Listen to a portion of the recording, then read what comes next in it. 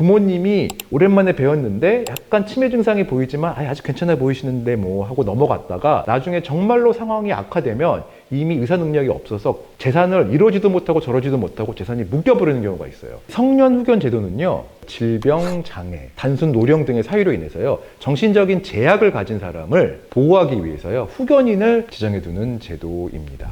안녕하세요. 유돈로우 채널의 김유돈 변호사입니다. 제가 최근에 상담한 사건인데요. 어느 날 어머님의 은행 통장 계좌를 봤더니 갑자기 현금 인출이 막 많아지면서 돈이 많이 막 없어진 거예요. 그래서 왜 그런가 추적을 했더니요, 어머님의 정신건강이 좀 악화돼서 치매 증상이 있었던 거죠. 어머님의 체크카드로 그 지인이 돈을 빼가고 있었습니다. 그래서 어머니를 모시고 가서 검사를 받아보니까 정말로 치매 초기 증상 진단을 받은 것이죠. 자, 최근 우리나라 초고령 사회에 진입하면서요, 치매 인구도 엄청 늘고 있어요. 우리 보건복지부에 따르면 2025년 기준 60세 이상의 치매 환자는요, 무려 101만 명이고요. 2050년경에는요, 220만 명을 넘어설 것으로 전망하고 있습니다. 그리고 이렇게 60세 이상의 고령층이 보유한 재산은 무려 4,300조의 규모이고, 이 중 치매 환자의 재산도 150조 원 정도 된다고 통계는 말하고 있습니다.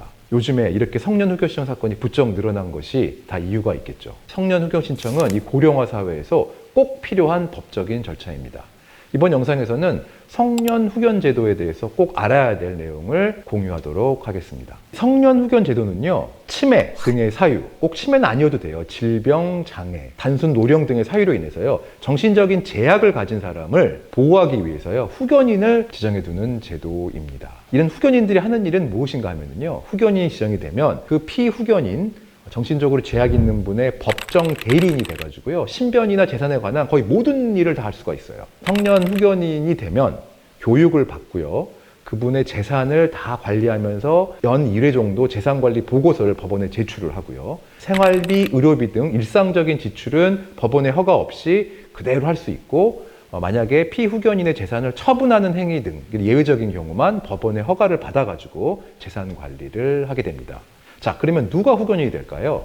후견인은요, 보통 당연히 자녀 중 1인이 되는 것이 보통입니다. 그래서 가족 간 합의가 있으면 문제가 없는데요. 만약에 이게 합의가 안 되면은요, 전문 후견인, 변호인이 될 수도 있고요, 전문 후견인을 선임해서 관리하게 됩니다. 자, 이렇게 가족 간 후견인 지정을 누구 할지가 동의가 안 되는 건요, 보통 재산이 많아서 그 재산 다툼 때문인데요, 나중에 상속사건으로 이것이 이어지는 경우가 많아요. 그래서 만약에 가족 간의 합의가 안 되는 성년 후견 신청 사건의 경우는요, 반드시 변호사를 선임해서 분쟁 예방을 함께 해 나가는 것이 중요합니다. 이렇게 전문 후견인이 지정이 되면 간병, 의료 케어, 재산 관리 이런 걸 다 해줄 거로 생각하는 분들이 있는데요, 실무에서는요, 그렇진 않고요. 보통 전문 후견인의 경우는 재산 관리를 주로 해주고요, 부모님 돌봄은 그럼에도 불구하고 자녀들이 계속하는 경우가 많습니다. 이렇게 성년 후견 신청 사건 얼마나 걸릴까요? 자, 누가 후견인이 될지에 대해서 합의가 다 있으면 분쟁이 별로 없기 때문에 짧게 끝납니다.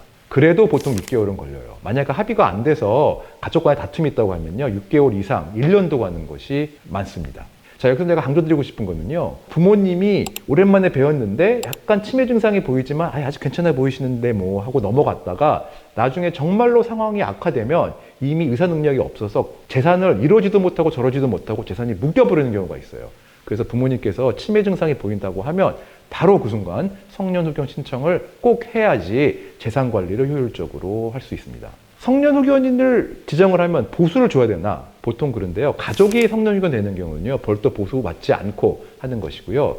그러나 변호사 등이 전문 후견인이 되는 경우에는요, 피후견인의 재산 규모에 따라서 보수가 달라져요. 보통의 경우에 한 월 20에서 150만 원 사이에서 정해지는 경우가 많습니다. 성년 후견 절차 본인이 진행하기는 어렵잖아요. 그럼 변호사, 법무법인에 맡기는 경우가 많은데요. 보수는 얼마일까요? 보통의 경우에는 한 330만 원에서 550만 원 정도 비용을 받는 게 일반적이긴 한데요, 합의가 되지 않아서 다툼이 생겨서 사건에 변론할 양이 많아지는 경우에는요, 거기서 보수가 더 올라가기도 합니다.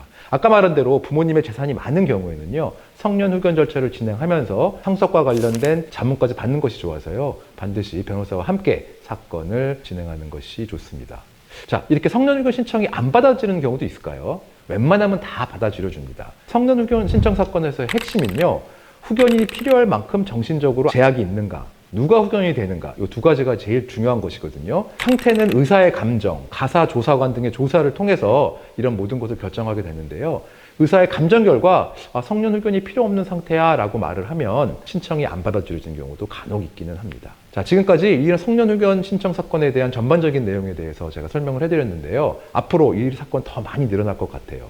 부모님께서 혹시 치매 증상이 있다면 성년 후견 신청 반드시 적극적으로 고려해야 합니다. 자, 지금까지 유돈로우 채널의 김유돈 변호사였습니다. 감사합니다.